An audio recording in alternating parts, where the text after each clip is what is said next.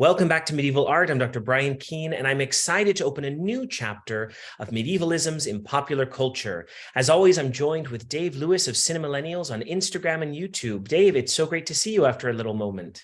Oh, it's great to see you too. I'm very excited about going on this journey together into more medievalisms and popular culture. Well, last year we spent a lot of time talking about the medievalisms that we saw in Tolkien's Legendarium. And since we have a little while to wait for the return of the Rings of Power, I wanted to open a conversation about another series that I know we both love, which is Nintendo's most legendary of games, The Legend of Zelda. So in the many ages of this story, we follow the hero Link on various quests that also involve other principal characters, namely Princess Zelda and the Dark Wizard Ganon. So Dave, when did you first encounter The Legend of Zelda? Legend of Zelda has been like a constant staple in my life since 1998 when Ocarina of Time came out. My babysitter Kenny showed my twin brother and I the game. And as a kid that loved Arms and Armor, that was blonde haired, Arthuriana, and loved fantastical tales, it was just a match made in heaven for me. I have a specific memory of like going into his house, into his basement, and watching him begin, and all of us being so excited to play it after he was done, and just was celebrating with him. And we were all super excited about this really, really cool story. And he was the one who ignited my passion for video games and helped further passion my love for Arms and Armor and the medieval fantasy type world. How about you, Brian? Well, I would dial it back even further, maybe a decade before Ocarina of Time. I mean, for me, I still have my golden cartridges from the original Nintendo Entertainment System of The Legend of Zelda and The Adventures of Link. I remember playing these games all night with my dad and my brother and sister. We loved everything about this Legendarium. I remember wanting to know more about Shigeru Miyamoto, who designed and wrote the game. I was fascinated with the fact that we have a Japanese designer who was so fascinated with just adventure stories, going out in his backyard, going into forests and caves and seeing the ruins of castles in Kyoto, in Japan, but also being so drawn to the fantasy elements that were so popular in medieval European history. And so much of both the original NES games that I mentioned, but also even the Super Mario Brothers early on, there were castles with crenellations, various levels and worlds that you play through. And that aspect of a hero's journey, a hero's quest, absolutely fascinated me from the beginning. And I think it is really one of the greatest role-playing games of all time. The story sort of continues to captivate my imagination. And so I'm wondering, Dave, from all the different races and characters that we have in Legend of Zelda, from the Hylians to the Gerudo to the townsfolk of all sorts, there are so many different instances where I see medieval but also neo-medieval cultural touchstones being referred to. So what has stood out to you the most across this vast legendarium? Uh, I mean, definitely you hit the nail on the head there. There are so many different neo-medievalisms and medievalisms, especially with the architecture and cultures. The Hylians are mostly European fairy or elf cultures with the big ears. They have the combination of Romanesque and Gothic features. I mean, the biggest example, one of the most impactful examples for me anyway, was the Temple of Time. Hearing that almost Gregorian like chant music, the whole music of Legend of Zelda is really, really influential, especially for me with Ocarina of Time and Majora's Mask that I have here. But there's so many different aesthetics. When you go look at their Gerudo culture, you have it to be based off of a combination of like Indian and Middle Eastern medieval cultures and architecture, which is really fascinating that they wanted to go into that, not just the European stuff as well. And of course they go into Asian cultures.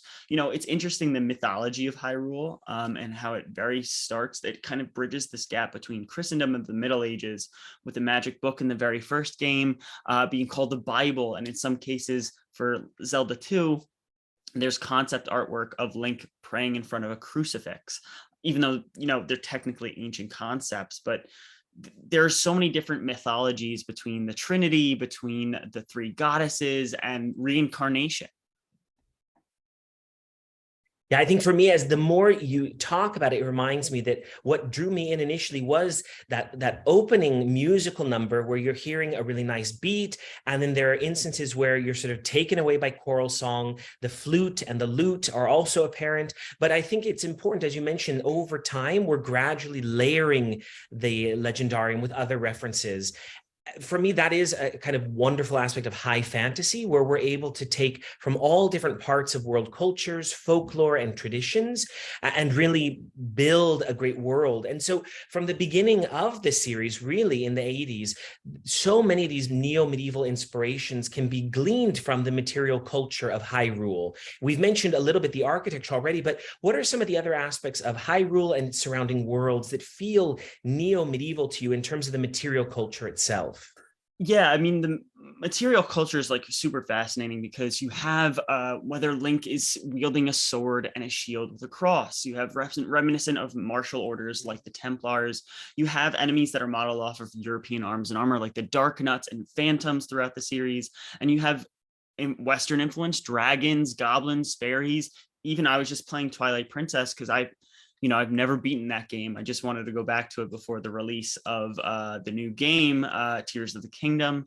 And then, of course, the Master Sword, one of the greatest swords in all of fantasy, is clearly inspired by King Arthur's Excalibur or Cyfalwch, Cadwallach. I have to get my Welsh right. You even have supposed inspiration by J.R.R. Tolkien, as we constantly talk about here. Well, and I love too that even just looking at the wonderful scene behind you, there are also a number of hybrid creatures that come about as the many enemies that Link is defeating along his journey. Also, as you mentioned, the role that magic plays, potions, and the different shops that he's able to enter and barter for goods, collecting rubies and gems and coins and other sort of valuable materials, this monetary society. And what I think I also appreciate is the way that we as the players are developing our own skill sets as we go along. We're learning different tricks and trades. I know certainly in the 80s and early 90s, I had to have my guidebook with me to help me figure out, wait, where are the hidden doors? Where are the secret walls? Where can I enter in and find a hidden potion or an extra heart, or, increase my abilities with the sword? And that's what's so wonderful about this series, is we've been able to grow from those very early pixelated beginnings to worlds that now for me are so big, and I need to catch up a little bit. So what are your next steps with the Legend of Zelda and the world of Link? Where are you excited to begin